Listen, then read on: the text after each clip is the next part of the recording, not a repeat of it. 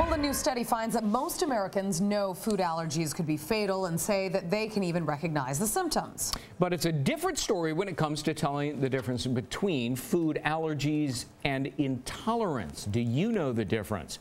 Let's bring in Dr. Keri Peterson with the Lenox Hill Hospital and Mount Sinai Medical Center. Good to see you. What's the difference?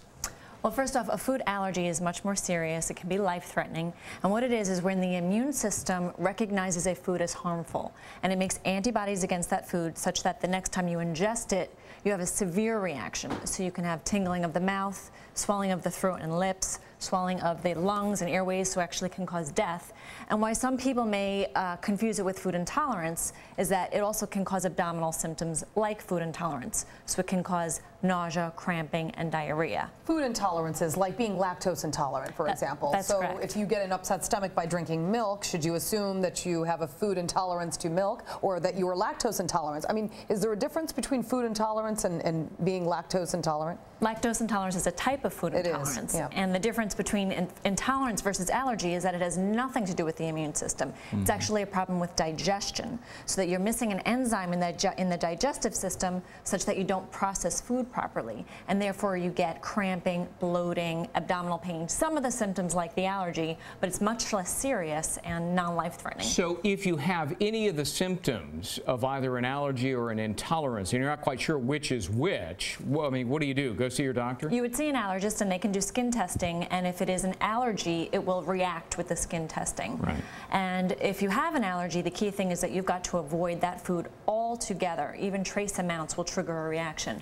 Whereas with intolerance, you can have a little bit, and you sort of need to learn your threshold as to what you can handle. For parents, this must be such a nightmare because, I mean, if you feel a symptom, you know what you're feeling, and I think you have a pretty good idea of whether or not this is just indigestion or if this is an allergy, which is obviously much more severe. How do parents know the difference in their children? Because you don't want to rush your child every time that something happens to the doctor. Well, typically with a child, you will get the classic symptoms like the hives, or the lips get big, or they'll wheeze. And it's a real challenge for parents. Kids want to go to birthday parties, and the most common allergy is milk and eggs, which is a birthday cake ingredient.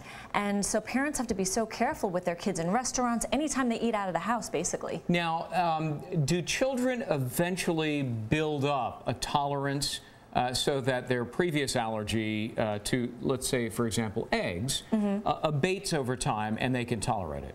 Well, actually, Greg, they'll outgrow it. I don't know if it's necessarily a tolerance, but their immune system stops becoming engaged by that food. Really? Why? It's not really understood, actually. I just assumed that the little bit of egg you get in everything, bread and cakes and so forth, the body eventually gets used to it, and so then you can have, you know, a triple egg omelet.